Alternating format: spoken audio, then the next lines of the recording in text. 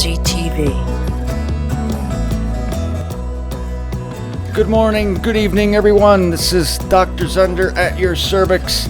And,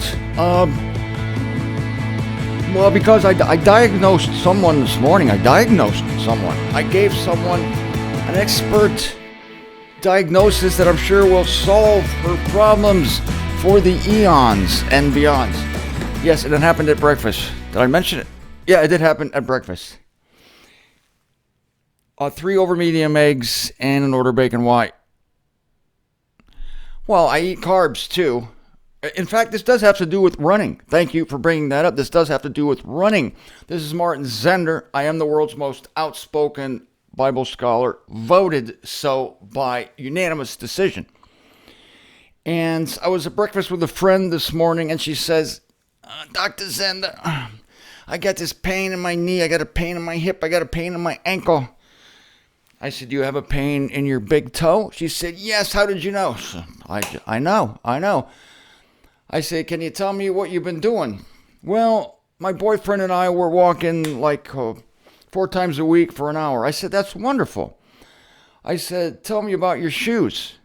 She said, oh, well, my shoes can't be the problem. I got this really expensive shoes with nice thick foam. I said, there's your problem right there. There's your problem. That's why you're having problems. She said, what? I said, yes. Your shoes are the problem. How so? She wanted to know. I said, to use Nike as one example, giant shoe company, there are others, of course, Adidas, Reeboks, whatever you like, they convince you that your foot needs their help. Without their padding, their springs, their support system, their insoles, their memory foam, whatever they put on these shoes now. I mean, some of them actually have springs. They have you convinced. It's a racket. It's a giant racket. They have you convinced that these safety features are built in to keep your foot safe. In fact, I told my friends, it is these shoes and their ilk that have fueled the podiatry industry. I wouldn't be surprised, I said to her, if the podiatrists were in cahoots with the shoe companies, because it is these shoes trying to make you convinced that it's the answer to your problems that cause the problems. That's right. These shoes cause the problems. And I'm going to make a spiritual point here that is going to blow your ever-loving mind. Guaranteed. Wait for it. Guaranteed. Wait for it. I'm going to solve a bunch of other problems in the process. Make a bunch of other points that are undeniable. No one will be able to argue with me by the time I'm finished. My friend was dumbfounded. The wisdom of it just threw her back in her seat, in her booth. She spilled a little water. She was just like, that makes so much sense. So, well, I do make sense for a living. I said the human foot is a masterpiece of design. And the human foot knows exactly how to land on the ground, whether you are running or walking. It was designed for locomotion, for self-propulsion. And if you look at some of the greatest distance runners in the world, they're from Ethiopia, they're from Kenya. The reason is they grew up with no shoes. They grew up barefoot and they ran barefoot. If you want to see beautiful, natural running form, you look at any child running in the grass in the summertime without shoes, and there it is. Because the human body, again, is a masterpiece of design made for locomotion. And as I told you, some of you may remember me telling you this, but I have been a proponent of minimalist footwear and minimalist running for many years. If you remember me broadcasting the Revelation series from Sao Paulo, Brazil, in the bunker, I would run barefoot in Sao Paulo. I would run 2 to 6 miles barefoot in downtown Sao Paulo. Yeah, well, did I ever get the looks? I think kids today are still probably thinking about it, talking about it, having dreams about it. But it's so liberating, it's so freeing. And here is the thing. It is actually the healthiest thing you can do, and it will cure you if you have any problems of the knee, of the ankle, of the hip, of the back, even of the neck. It all starts at the feet. And if you're buying into the lie that your foot needs 3 inches of padding, that your foot needs cushions, that your foot needs springs and supports, arch supports, no, it is a complete and total lie. I'm going to show you my running shoes now. I would love to run barefoot now, but the pavement gets kind of hot down here. So I found a minimalist shoe. It's called Bear Trek. And here it is, ladies and gentlemen. You're looking at, if you're watching the kitchen cam, you're looking at my running shoe. Now, my running shoe can do something that your running shoe can't.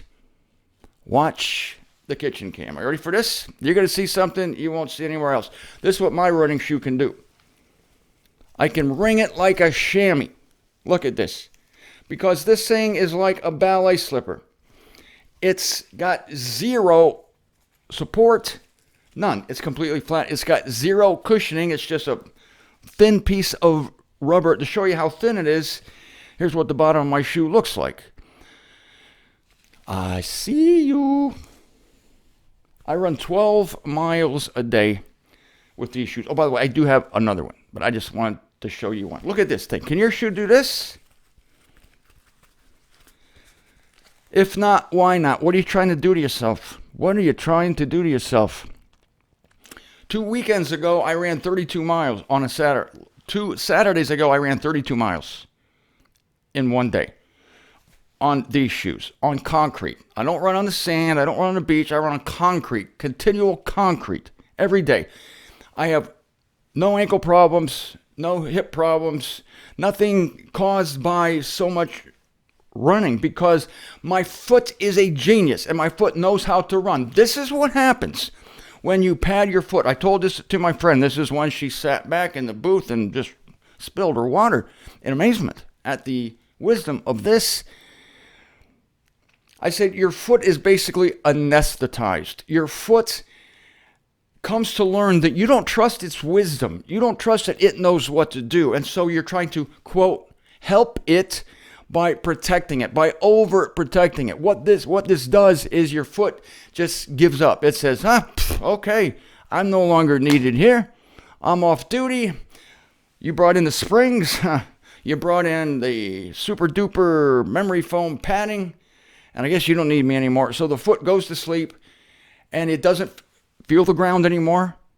And so it just doesn't do its job. It retires because you have replaced it with man-made products made in China.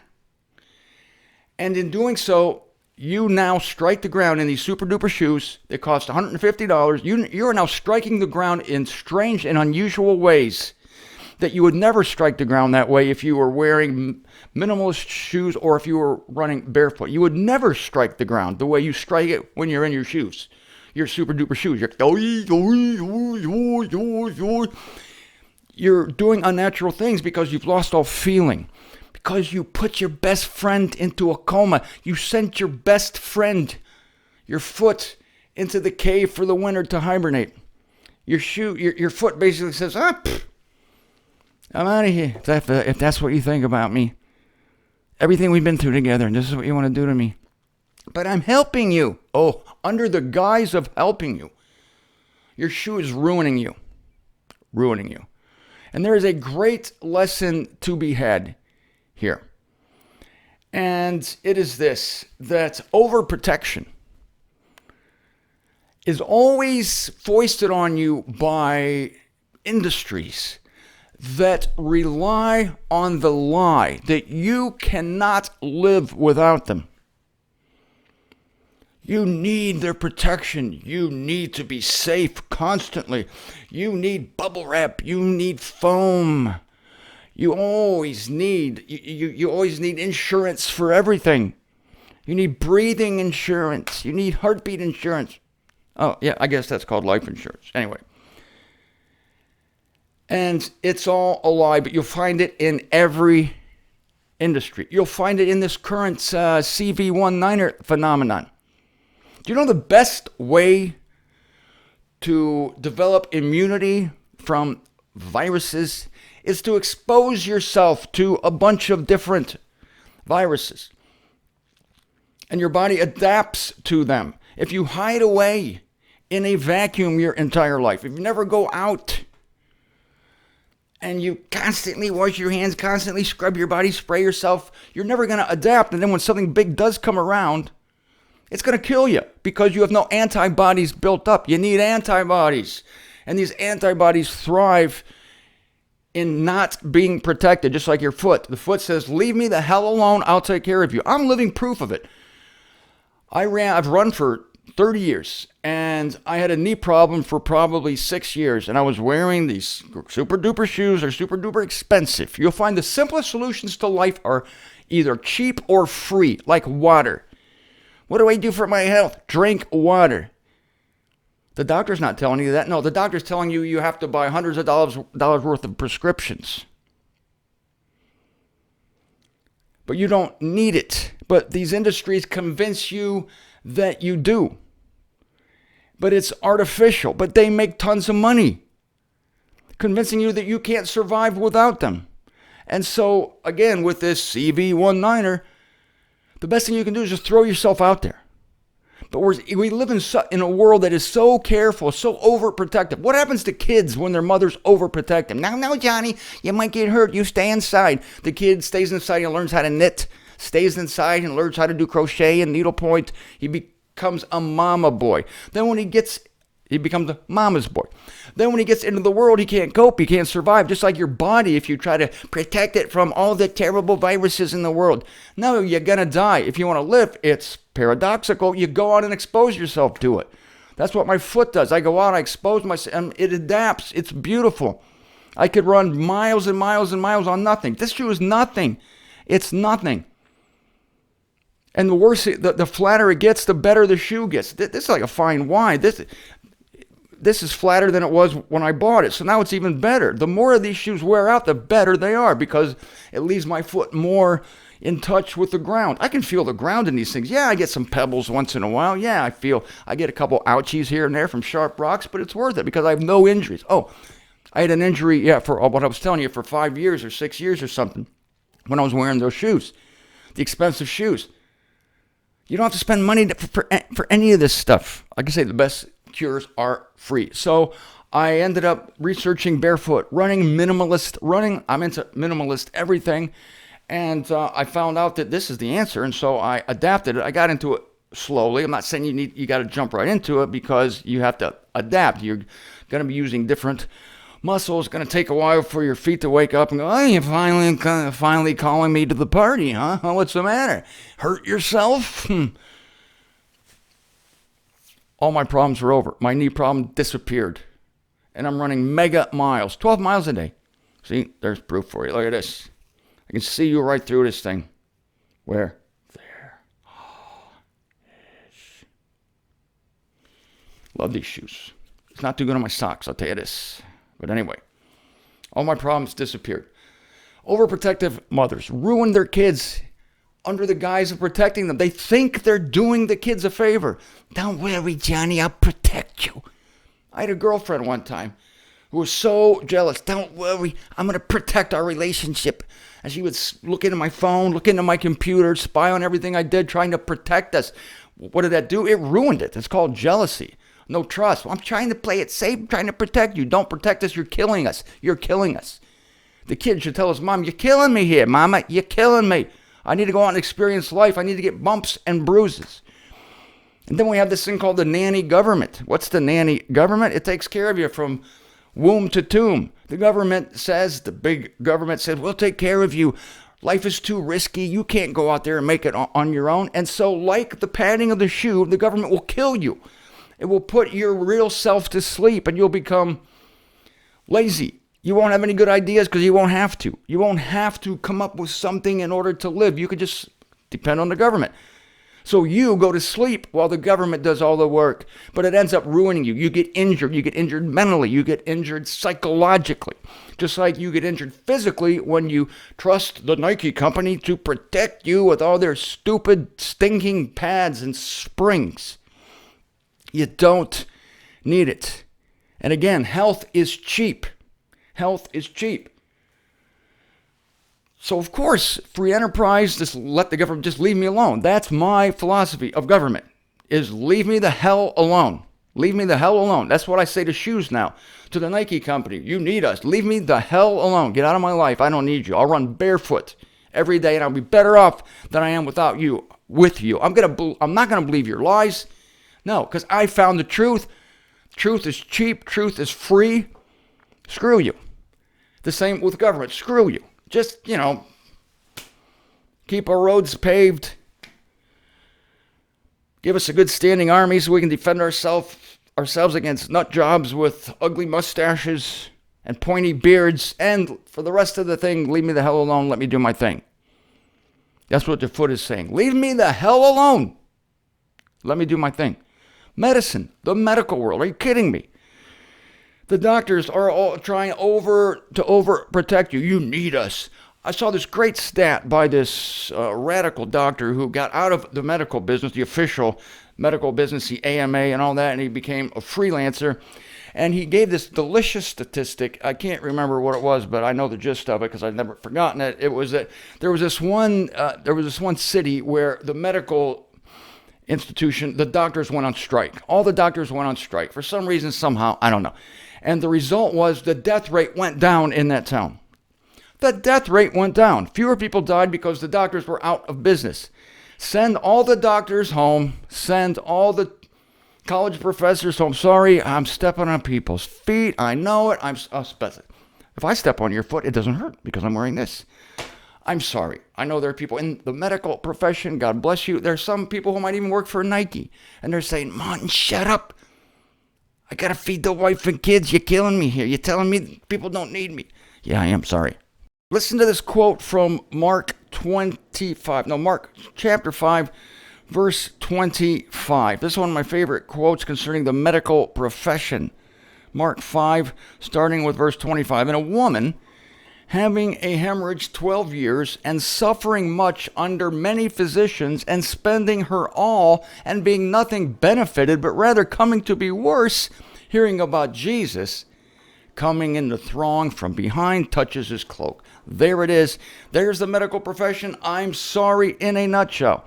Suffering much under many physicians. The more physicians, the more you suffer, is my take on this.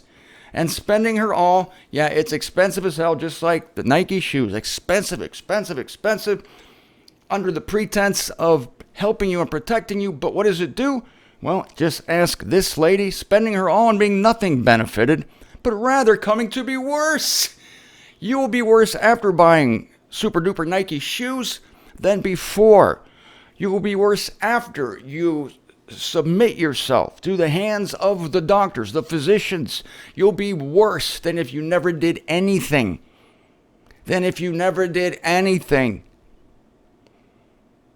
Worse.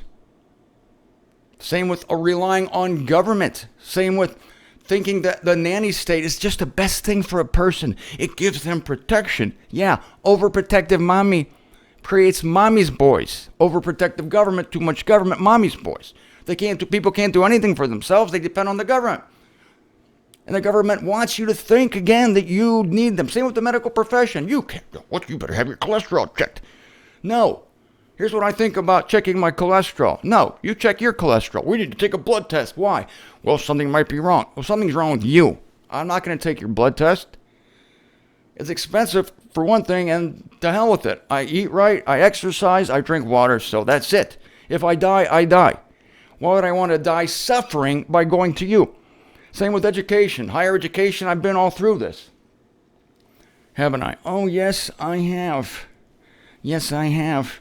And I will finish with this. You know it's coming. You know it's coming. The religious world. Oh, the religious world. For this, I'll take off my headphones. The religious world, ladies and gentlemen, they make you believe, they lie to you, that you're not safe unless you have their covering, unless you are accountable to them. You need accountability partners.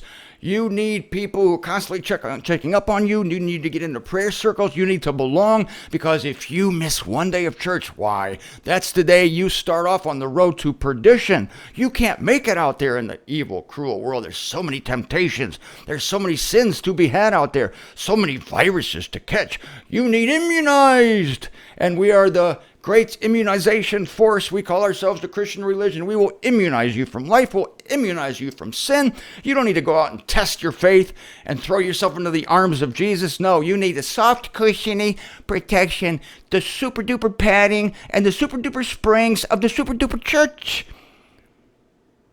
Bull crap. And it's expensive. Give your tithe. It's expensive as hell to belong to that BS. Expensive. Quit.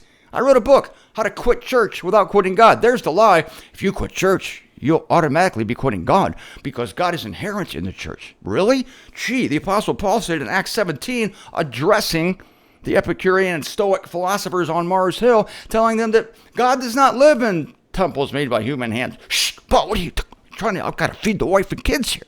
God does not live in temples built by human hands. What are you trying to do? I got to feed the wife and kids here. Shut up, Paul. Yeah, I would like to blow up the whole theological industry. I would.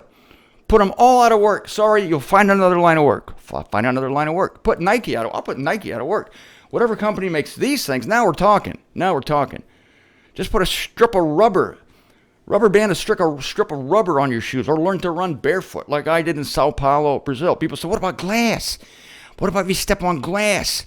I said, I got two things I use. Two high-tech weapons against stepping on glass.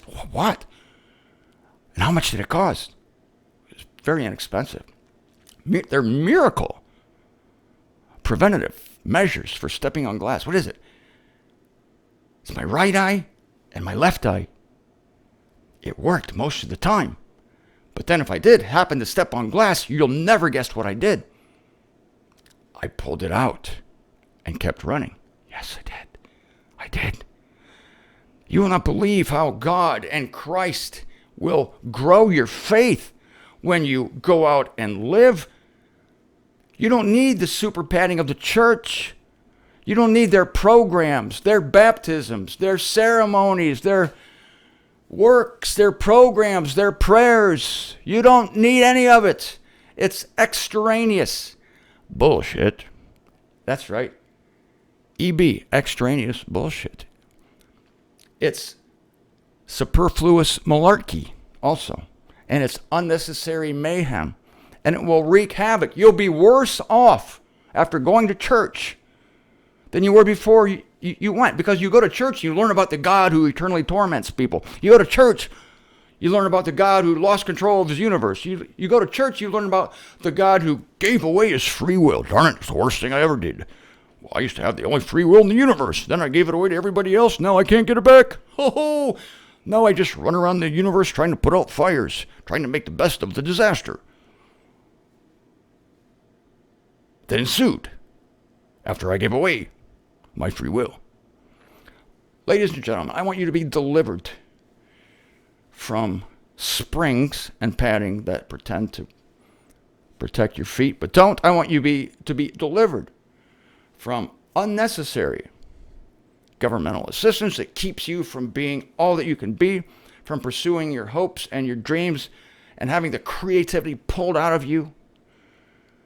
I encourage you to stay out of doctor's offices and hospitals unless you're sitting over here and your leg is over there. Then, they'll take you to, thank God for the hospitals in that case.